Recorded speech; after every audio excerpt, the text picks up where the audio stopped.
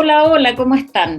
Mi nombre es Carmen Gloria Jarpa y les doy la más cordial bienvenida a un nuevo programa de Puentes Sociales y Educativos. Puentes Sociales y Educativos es un espacio, una ventana para que conversemos, para que debatamos, para que nos informemos respecto de esta intersección que ocurre, ¿no es cierto?, entre tres agentes muy importantes en la vida de un ser humano: la familia, la escuela y la sociedad. En ese sentido, este programa, ¿no es cierto?, está al alero del grupo de investigación Familia, Escuela y Sociedad de nuestra Universidad del Biobío. Y el tema que tenemos hoy es un tema muy interesante, que está siempre emerge, ¿no es cierto?, cada cierto tiempo, que es la participación, pero particularmente la participación de las madres, de los padres, de las y los apoderados, ¿no es cierto?, en la escuela. Y tenemos una gran invitada que voy a pasar a presentarles. Nos acompaña el día de hoy Verónica Gavins Foxley. Ella es licenciada en Psicología, es Master of Art en Psicosociología de la Universidad de Lovaina, la Nueva, en Bélgica, y además doctora en Ciencias de la Educación por la Pontificia Universidad Católica de Chile. Actualmente está cursando un postdoctorado en la Universidad Federal de Ouro Preto, en Brasil. También trabaja como coordinadora del área Familia y Educación del Centro de Estudios de Investigación sobre Familia en la Universidad Finisterra. Ha sido investigadora invitada a la Universidad de Berkeley en Estados Unidos y también en la Universidad de Lleida en España. Y sus líneas de investigación son la relación entre socialización, relación entre familias y escuela, participación parental en educación y reproducción de la desigualdad educativa desde una perspectiva ecorrelacional. Es un honor, un orgullo tenerte, Verónica, con nosotros. Muchas gracias por haber aceptado nuestra invitación. Gracias a ustedes, encantada. Bueno, bienvenida, Verónica. Vamos a conversar hoy entonces sobre la participación de las madres, de los padres, de los y las apoderados en la escuela. Tú hace ya tiempo, ya eres una investigadora de larga trayectoria en este tema, ¿no? Te has interesado en este tema. La primera pregunta entonces que me surge es: ¿qué hace necesario investigar? ¿Por qué es importante investigar la participación, ¿no es cierto?, de madres, padres, apoderados en la vida de la escuela, Verónica? Bueno, hay varias razones. La primera es que hay una larga tradición de investigación que muestra de que lo que ocurre en la familia condiciona bastante la trayectoria biográfica y escolar de las generaciones, ¿ya? Y llama la atención que las políticas educativas y la misma escuela no le den un lugar importante al trabajo justamente conjunto, más paritario, con la familia, para poder abrir ese ámbito más bien privado, a voluntariedad, por supuesto, de las mismas familias. No puede venir las instituciones sociales, ni menos el Estado, en mi opinión, a invadir de manera impositiva formas de relacionarse, prácticas educativas, lógicas culturales de crianza. Sin embargo, ahí ocurren muchas cosas, desde el punto de vista de las prácticas, de las disposiciones, de las percepciones, de los significados, en torno a lo que es la vida, lo que es educarse, lo que es la cultura, lo que es la integración social o no, que son muy importantes también para la efectividad escolar, muy importante para que el sistema de educación formal pueda cumplir con lo suyo, a saber, generar, ofrecer ciertos procesos complementarios más especializados, como son los saberes escolares, para que las personas, hombres y mujeres, y todos los que se sientan convocados para desempeñarse en un proyecto de vida feliz, satisfactorio, flexible, amplio, rico en su vida futura. Y eso, por supuesto, contribuirá a tener una sociedad más satisfactoria, integrada, y que nos propenda y nos lleve a todos a desarrollarnos cada vez más. Claro. Ahora, Verónica, en ese escenario, a lo menos te cuento a mi aspecto biográfico, yo solo iba a la escuela mediodía. De 8 más o menos, 8 y algo, como hasta la 1, y yo llegaba a mi casa y almorzaba y hacía una serie de cosas en la casa. Hoy en día las jornadas, ¿no es cierto?, de permanencia en la escuela han crecido.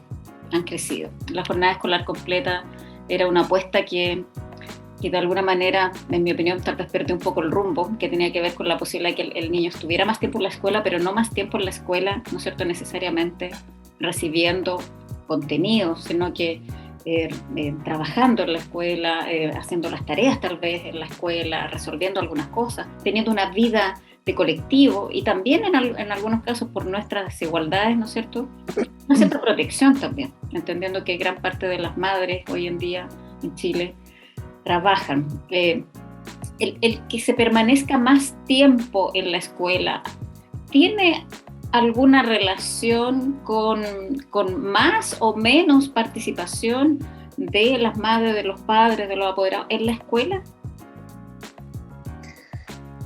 La participación de estos actores, que vamos a llamar apoderados para incluir lo que son las distinciones de género, etcétera, está atravesado por muchos factores. Lo primero que yo recomendaría a la escuela es no generalizar y no homogeneizar, no estandarizar, no esperar que todo el mundo, al ser convocado, reaccione igual. A ver, a nivel, si tú quieres más macrosocial, tenemos la situación estructural de los países. Hoy día estamos enfrentando una situación económica tremenda, con mucho desempleo, con muchas consecuencias por la crisis sanitaria, desde el punto de vista psicológico, desde el punto de vista médico, en fin, que hace que la disposición de las familias está muy centrada en la sobrevivencia, ¿sí? Y toda la energía y los tiempos están abocados a generar ingresos, a generar condiciones para que las secuelas, por ejemplo, si han tenido algún integrante muy grave, puedan salir adelante. Todo lo que significa las dificultades de los niños para volver a salir al mundo por el aislamiento, sobre todo los más pequeñitos. Y en ese escenario resulta comprensible, a mi parecer, de que las demandas escolares pasen a un segundo lugar. De hecho, durante el periodo, ¿no es cierto?, de educación a distancia, buscando dar continuidad a las experiencias educativas de los chiquillos, hay estudios que muestran que las familias tendían a incentivar y generar mejores condiciones para los niños mayores y no para los preescolares, por ejemplo. Entonces, ¿pero qué se hace? Es la desigualdad material que caracteriza a los hogares en Chile, donde hay familias que viven allegadas, que hay familias que viven en habitaciones pequeñísimas. No se puede generar las condiciones óptimas para todos. Hay que priorizar, hay que jerarquizar, ¿ya? Eso por un lado. Por otro lado, es porque dependiendo del lugar donde uno vive, dependiendo de las experiencias familiares previas, la relación con la educación formal, la importancia, el valor que se le atribuye a la educación formal, particularmente a la escuela, va a variar. Y si yo tengo una gran confianza en que la educación formal va a hacer una diferencia con mis hijos, evidentemente y además confío en esa escuela, que la pude elegir libremente, es muy probable que aumente la probabilidad de responder de manera adecuada y satisfactoria y motivada a las demandas de la escuela. Pero si yo vivo en un territorio, generación tras generación he observado que la escuela no hace una diferencia, mal me voy a sentir motivada, ¿no es cierto?, a poder responder a demandas que ya no tienen sentido para mí. Entonces ahí entra el mundo de los significados y las experiencias previas. ¿Qué significados se han construido en torno a la educación formal?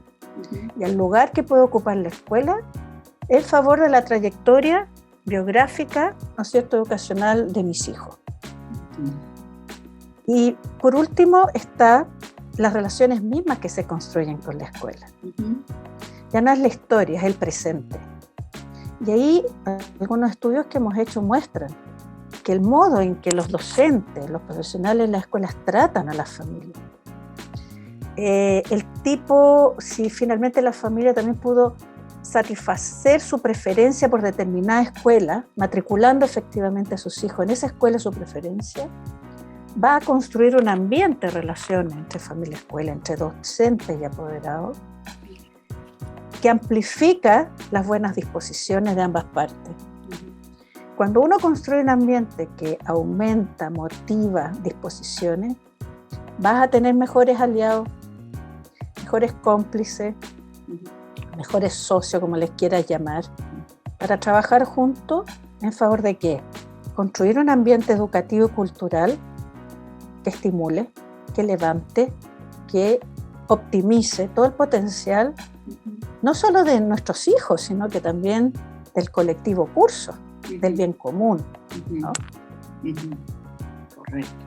Y en ese sentido me surge la duda, Verónica, ¿qué entendemos por participación cuando hablamos de participación? ¿Ya? Dado que pueden haber diferentes modos de concebirlo, a propósito también de los factores que has dicho, pero principalmente también desde la construcción que haga la escuela respecto de qué espacios le voy a permitir, ¿no es cierto?, que ocupe esa persona, que siendo muy importante en la vida del niño, formalmente o administrativamente no forma parte de la estructura de la escuela, ¿ya?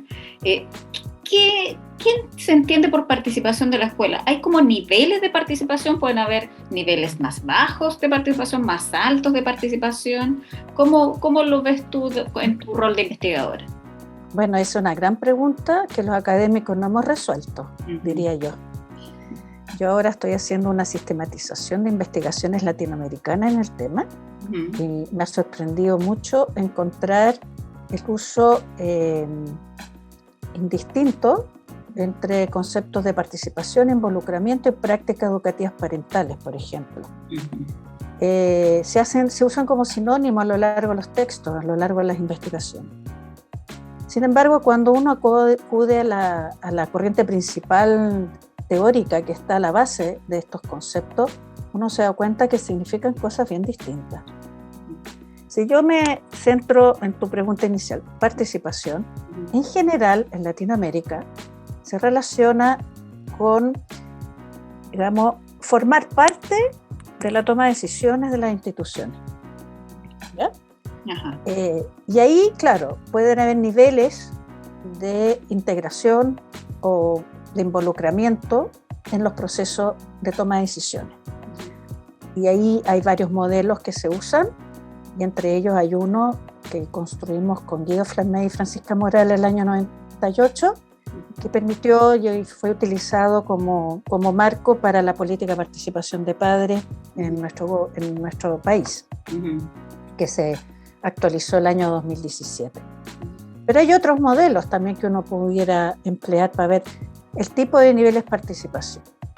El punto es que supone una cultura escolar, una cultura organizacional muy abierta y flexible para permitir compartir el poder. ¿Cuál poder? Poder considerar qué es lo mejor para la educación formal de nuestros estudiantes. Y ahí llama la atención porque la evidencia muestra que ese tema no logra resolverse aún en forma partenarial, por decirlo así. No hay necesariamente convicción en los profesionales de la escuela y en el sistema en general de que las familias pueden decir cosas también, que tienen saberes relacionados con la educación de la infancia y darles el espacio que corresponda, salvo en la reforma que se hizo con la jornada escolar completa el año 2004, creo, donde se crean los consejos escolares.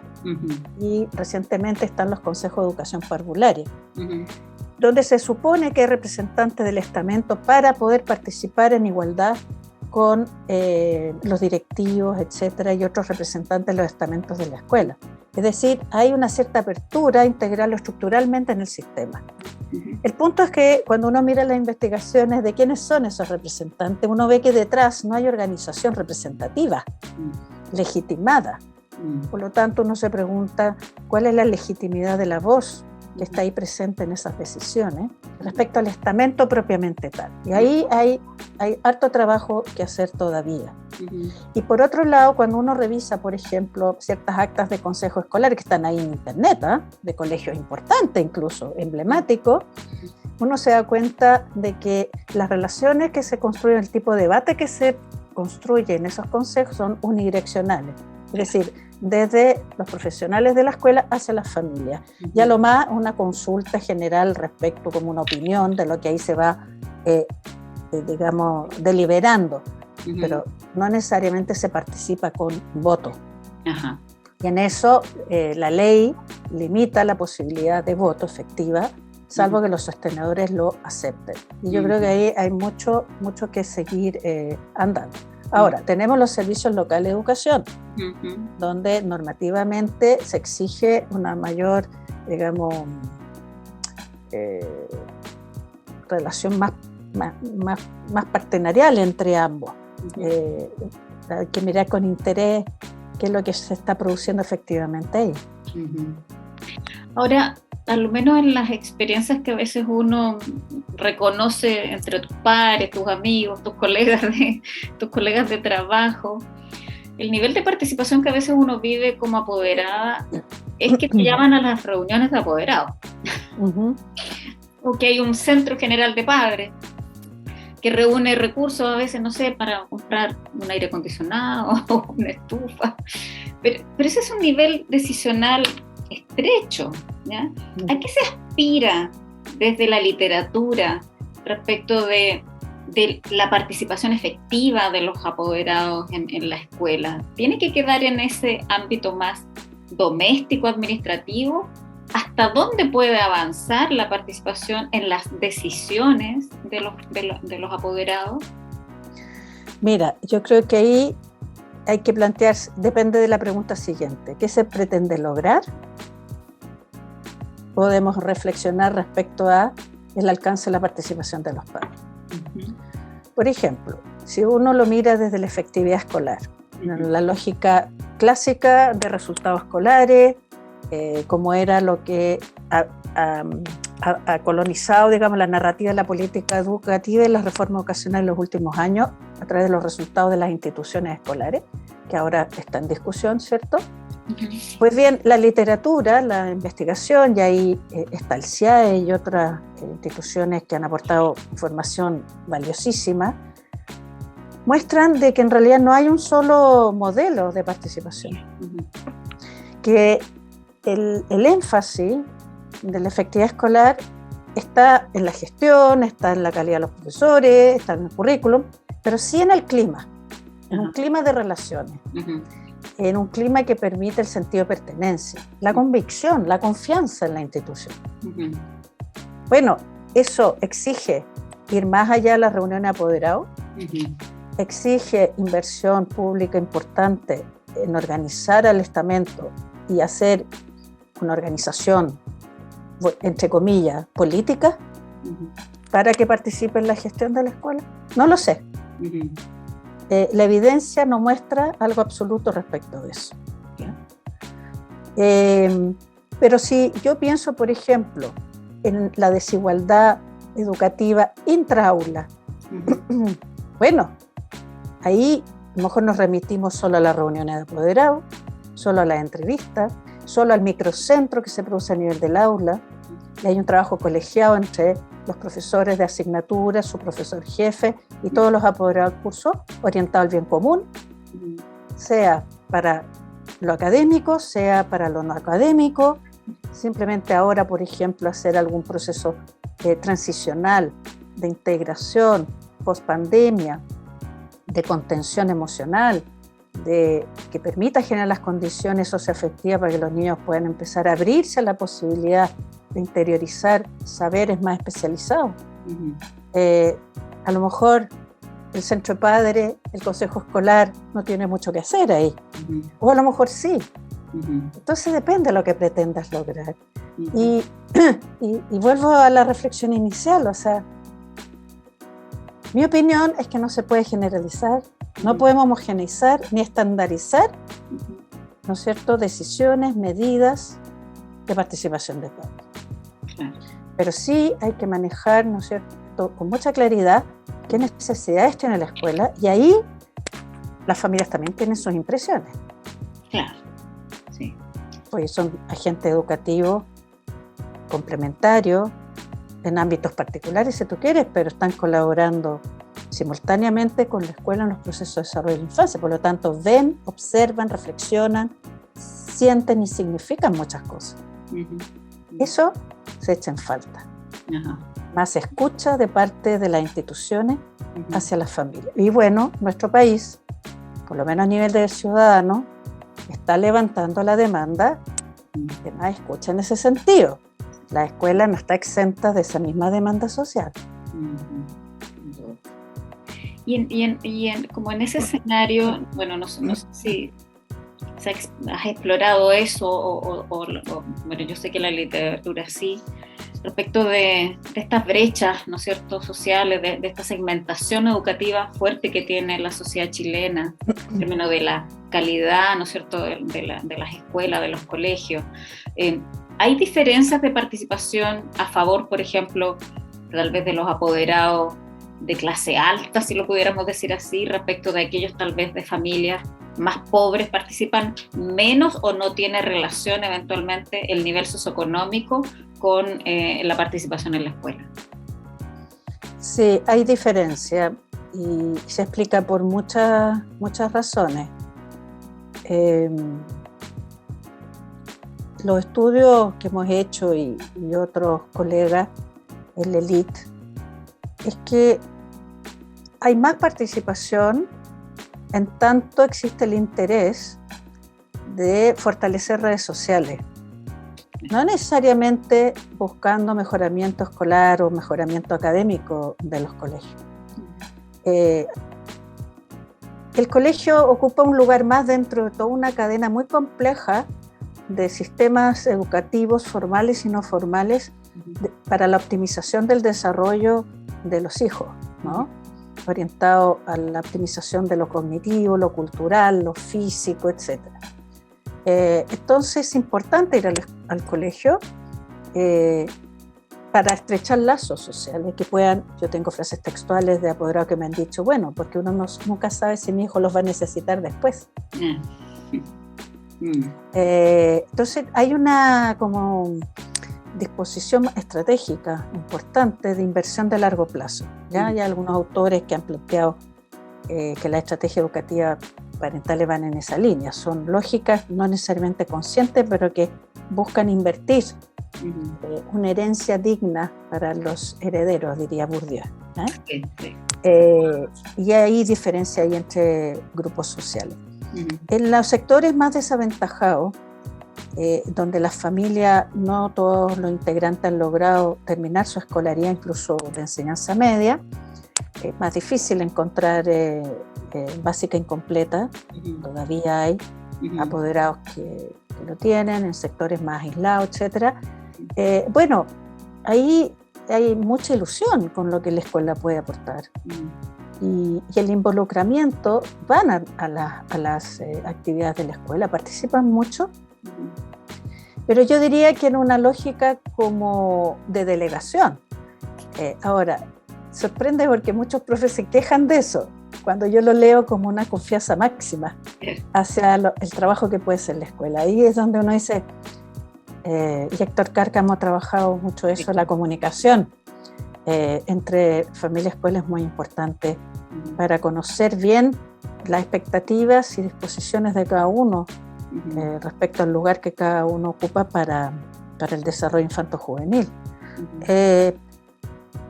Pero esa confianza de pronto puede llevar a situaciones bien complicadas de apoderados que pueden incluso caer en una especie de subordinación al trabajo docente.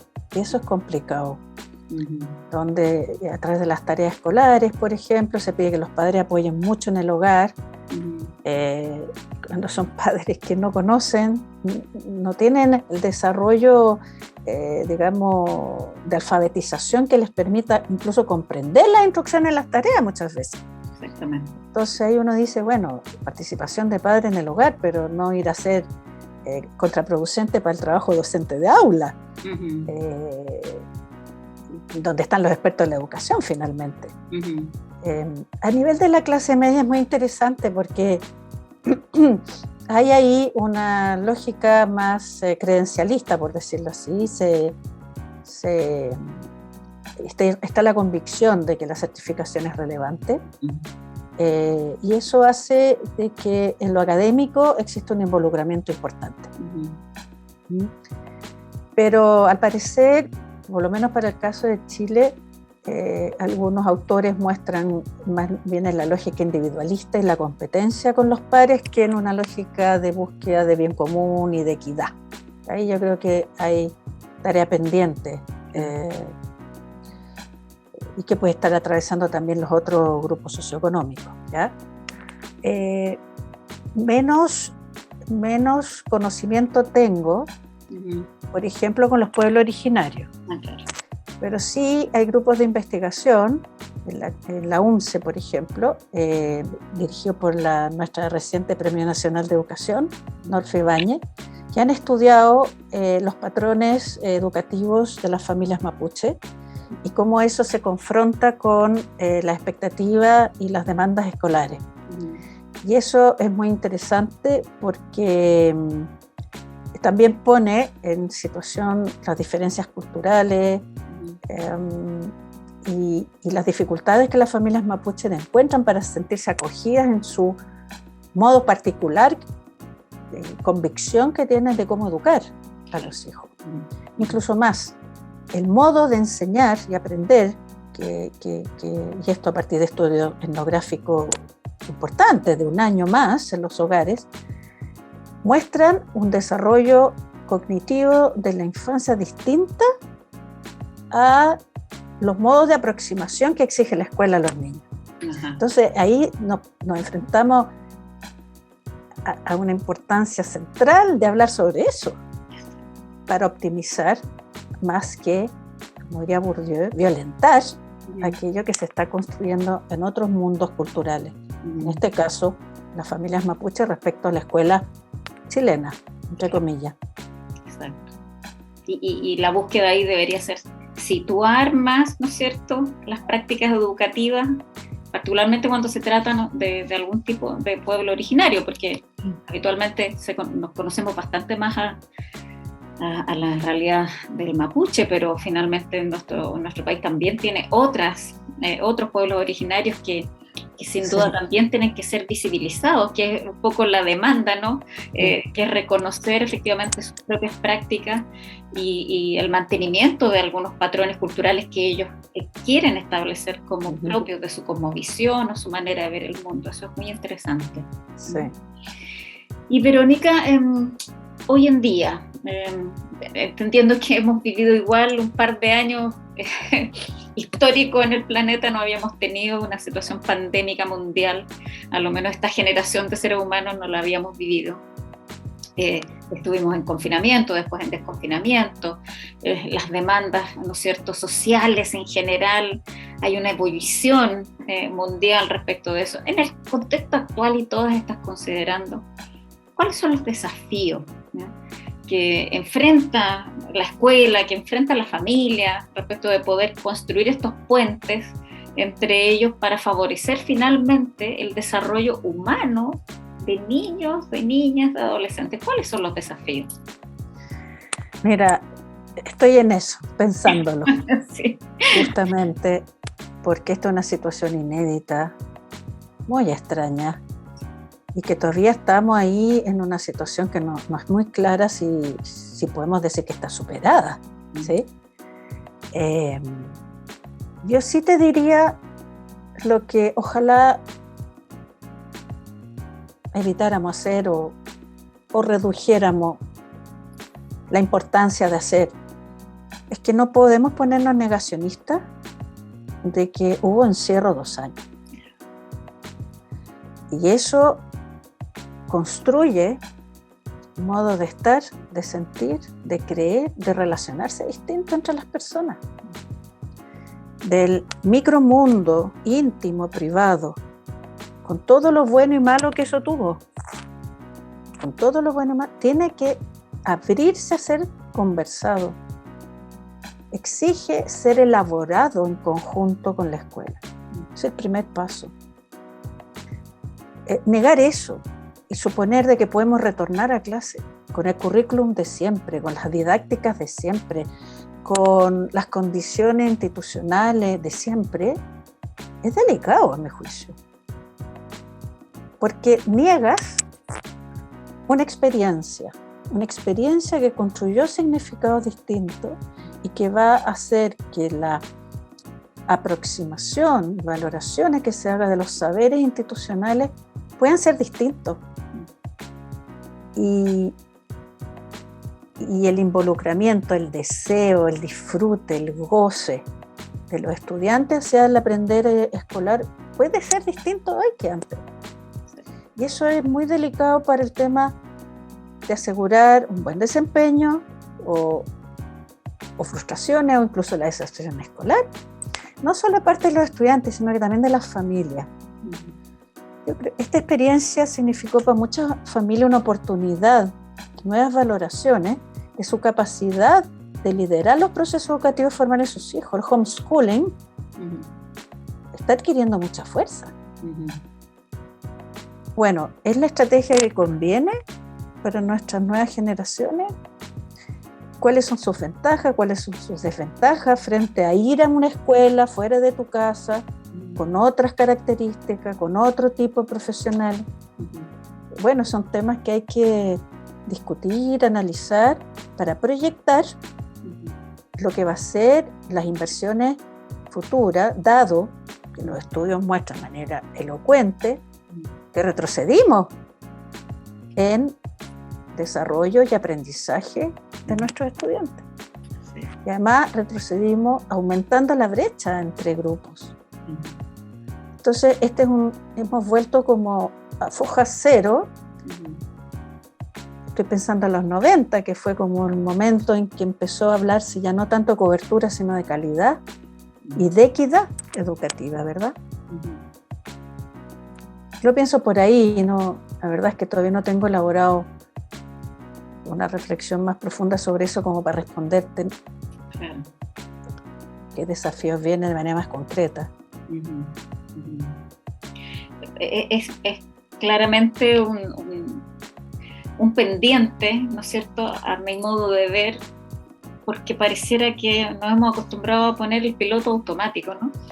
Es decir, qué buena metáfora. De un momento a otro se terminó el confinamiento y todos tuvimos que volver, así como vuelva a su vida normal. ¿Qué es lo normal? Es decir, estamos en una sociedad que a veces apura mucho determinados procesos, ¿no? La velocidad le gana a la reflexión de las cosas. Y en la vida de un niño, particularmente de un niño pequeño, 2 años de su vida es fundamental. Yes. Probablemente para aquellos que ya no somos tan jóvenes, 2 años uno lo podría relativizar o estamos más preparados. Pero en el caso de los niños es importante. Creo que sería importante que quienes nos escuchan o nos van a ver conversen. Aún es tiempo, ¿no es cierto?, de retomar los diálogos de qué nos pasó, de qué sentimos, de cómo lo vivimos y todavía los temores tal vez que todavía guardamos y albergamos respecto de esta situación para esencialmente producir ese contacto humano, que es una de las cosas que se perdió frente a las cámaras apagadas, entre otras cosas.